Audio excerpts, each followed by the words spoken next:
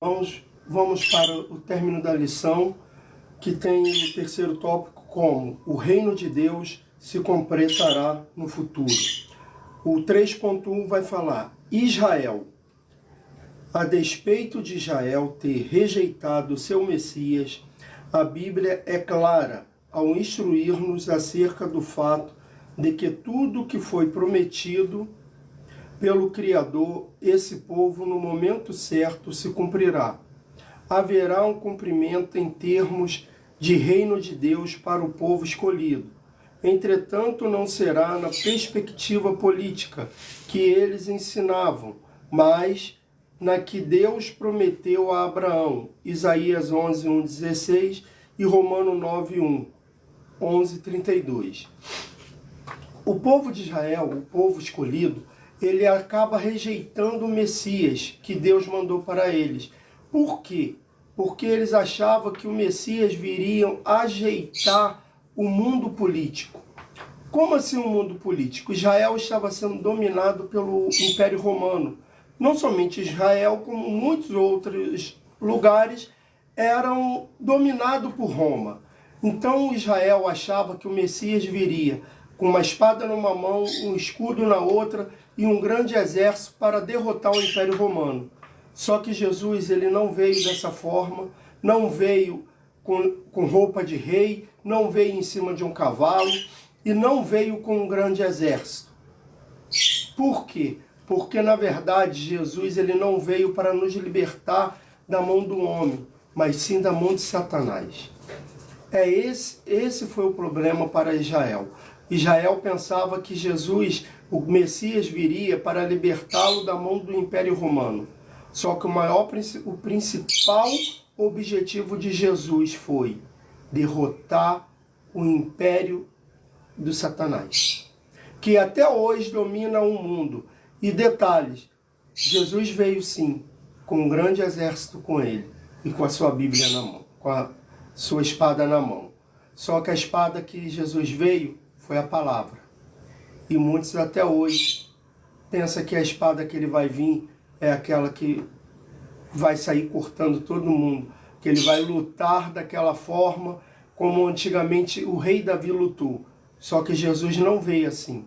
Jesus veio com a palavra. A espada de Jesus foi a palavra.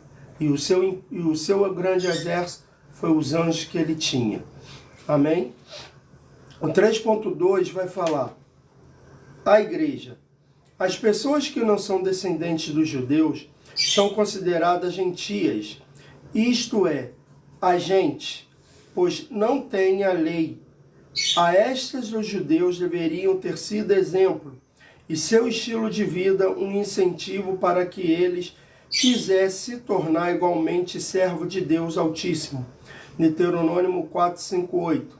Lamentavelmente, conforme denuncia o apóstolo Paulo, a decadência do povo escolhido chegou ao limite, pois conforme disse dos judeus em Romanos 2:24, o nome de Deus é blasfemado entre os gentios por causa de vós. É nesse contexto que o apóstolo João informa que, apesar de Jesus ter vindo para os judeus, eles o rejeitaram. Todavia, os que escolheram a mensagem do Evangelho, independentemente de serem ou não judeus, ele deu-lhes o poder de serem feitos filhos de Deus, aos que creem no seu nome, os quais não nasceram do sangue, nem da vontade da carne, nem da vontade do varão, mas de Deus. João 1:12-13. Contudo, é preciso ser muito claro o fato de que há um propósito em Deus chamar-nos. Fomos chamados para realizar o trabalho que Israel não realizou, qual seja, sinalizar que o nosso estilo de vida, o que significa viver no mundo caído, sob o reinado de Deus e o governo divino. Mateus 21:43 e Pedro 2:9-10. O que significa aqui? Deus manda Jesus à terra, por quê? Para cumprir a missão que Israel não cumpriu. No início, com Abraão, eu acho que até mais ou menos, de repente, até ali Jacó, ou até antes do povo sair do Egito, um pouquinho que o povo saiu do Egito, o que acontece? Os israelitas, eles sabiam que a missão deles era apresentar para o mundo quem era Deus. Só que em algum lugar, algum momento, eles se perderam e começaram a querer falar que querer dominar o mundo só porque tinha Deus.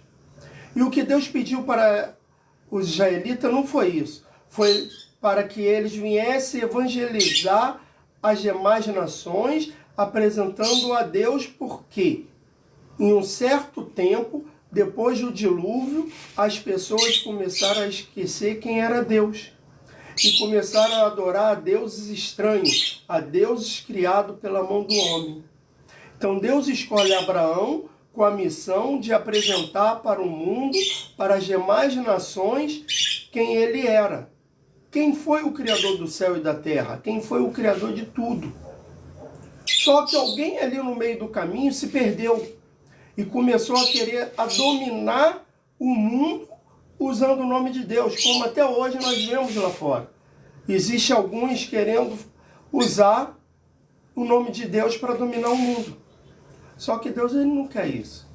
O que Deus quer é que as demais nações o conheçam novamente e o sirva de todo o seu coração, de boa vontade, não por obrigação.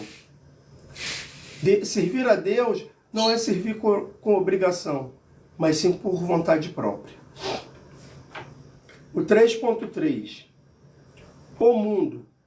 Uma vez que a própria natureza foi afetada pelo pecado, Gênesis 3, 17, 18, Paulo diz que até mesmo ela aguarda a redenção, ou seja, a libertação, Romano 8, 18, 22.